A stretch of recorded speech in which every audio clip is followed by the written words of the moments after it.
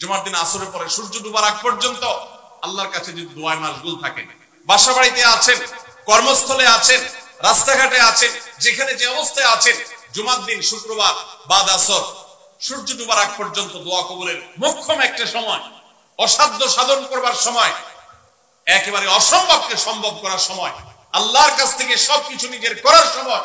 এই জন্য এই সময়গুলো আমরা মিস করবো না। কয়েকটা সময়ের দোয়া আল্লাহর কাছে করলে সেটা বিফলে যায় না।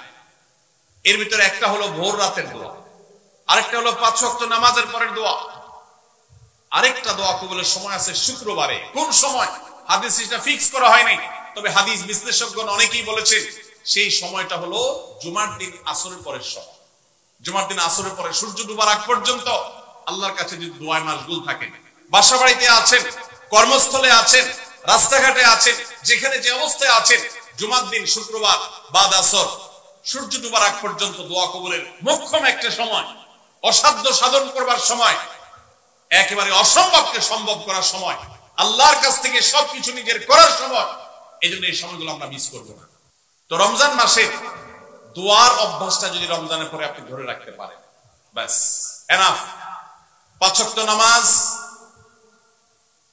সকল প্রকার হারাম পাপাচার বর্জন, কোরআনে কারীমের তেলাওয়াত অল্প অল্প করে হলেও প্রতিদিন একটা সময় ফিক্স করে যে এই সময় কোরআন তেলাওয়াত ছাড়া কিছু করব না। ঘুম থেকে উঠে প্রথম কাজ হবে ওযু করে আমি কোরআন তেলাওয়াত করব, ফজর নামাজের পরে একটু পড়ব। আর 4 নম্বর হলো দিন এবং রাতের কোন একটা সময় আল্লাহর কাছে দোয়া করার অভ্যাস করব। অনেক লোক আছি আমরা যে 24 ঘন্টার ভিতরে সপ্তাহে সপ্তাহ, মাসকে মাস চলে যায়। অনেক নিয়মিত নামাজি মানুষ আছেন, অনেক দাড়িওয়ালা মানুষ আছেন, এমনকি অনেক মাদ্রাসার ছাত্র, এমনকি আলেমও আছেন।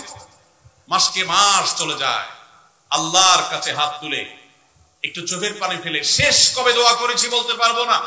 এর চাইতে বড় হতভাগা আর কেউ হতে পারে না। এই জন্য রমজান মাসের দোয়ার আমলটা, রমজানে হয়তো আপনি দিনে 4 বার 5 বার করেছেন, রমজানের পরে একবার করেন।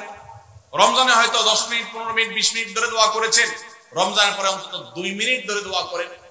এই 4টা কাজ, 5 ওয়াক্ত নামাজ, সকল পাপাচার বর্জন, কোরআনে কারীমের তিলাওয়াত, আর দিন এবং রাতের কোন একটা সময় আল্লাহর কাছে দোয়ায় মাশগুল হওয়া, এই 4টা কাজ রমজানের, এগুলো যদি আপনি ধরে রাখতে পারেন তো ইনশাআল্লাহ আপনার রমজান সাধনা, আপনার রমজান ইবাদত বন্দেগী আল্লাহর কাছে কবুল হয়েছে। আল্লাহ আপনাকে মুত্তাকি হওয়ার তৌফিক দিয়েছেন, মুত্তাকিদেরটাই আল্লাহ কবুল করেন।